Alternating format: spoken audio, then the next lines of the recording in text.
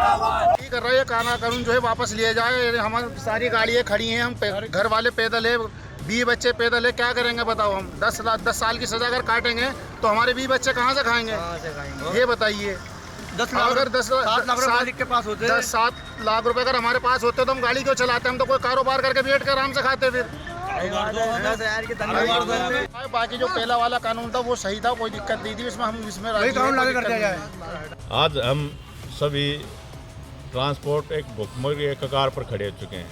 सरकार ने जो इतने सख्त कानून बना दिए हैं, हम सरकार को थोड़ा अपनी तरफ से प्रयास कर रहे हैं, इकट्ठे हो गए भाई हमारी भी सुने और हमें भी थोड़ी राहत दे।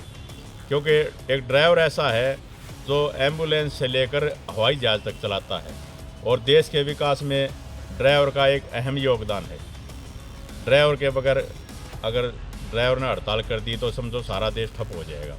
इसलिए हम सरकार से यही रिक्वेस्ट कर रहे हैं भी हमारी जो मुख्य मांगे हैं यही हैं भी एक आयोग बनाया जाए ट्रांसपोर्ट का, ड्राइवरों का, उसमें सारी सुविधाएं दी जाएं और हमारी बात भी सुनी जाए सरकार के लिए।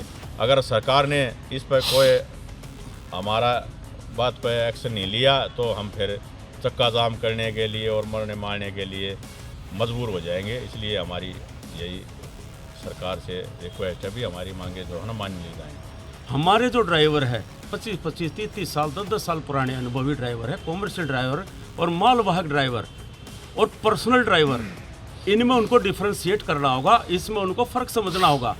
एक नौसिखिया अगर गाड़ी लेकर के निकलता है और किसी माल वाहन गाड़ी में जा कर के टक्कर मार देता है तो चूँकि माल वाहन गाड़ी को ही पुलिस वाले आईओ इन्वेस्टिगेशन ऑफिसर किसी तरह से चार्जशीट में शामिल करेगा, भय दिखाएगा, तो इस कानून के दुरुपयोग का डर ड्राइवर भाइयों को बहुत ज़्यादा है। तीसरी बात कि एक ड्राइवर की पूरी आमदनी पूरी लाइफ में 8 से 10 लाख रुपये नहीं हो पाती है। तो अगर आप उसकी 10-12 साल की सर्विस के बावजूद उसके पास इतने पैसे इकट्ठे नहीं हुए और उसके ऊपर आपने इस तरह का आर्थिक दंड दे दिया, तो आप ये बताओ कि वो कहाँ से इसको भुगतेगा। तो भुगत नहीं पाओगा तो उसका समाधान क्या होगा?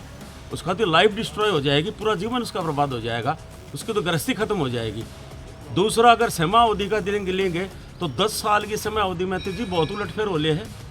जो एक परिवार है जिसके पढ़ाई लिखाई का जीविकोपार्जन का जो माध्यम था वो मान लो सजा के तौर पर जेल में चला गया, तो आप ये बताओ कि उसकी जिम्मेवारी कोई एक पर्टिकुलर, क्या सरकार ने ऐसा समाधान किया है कि वो जिम्मेवारी सरकार लेगी? फिर सजा से आप और 2 साल बढ़ा दो, हमने दिक्कत नहीं है।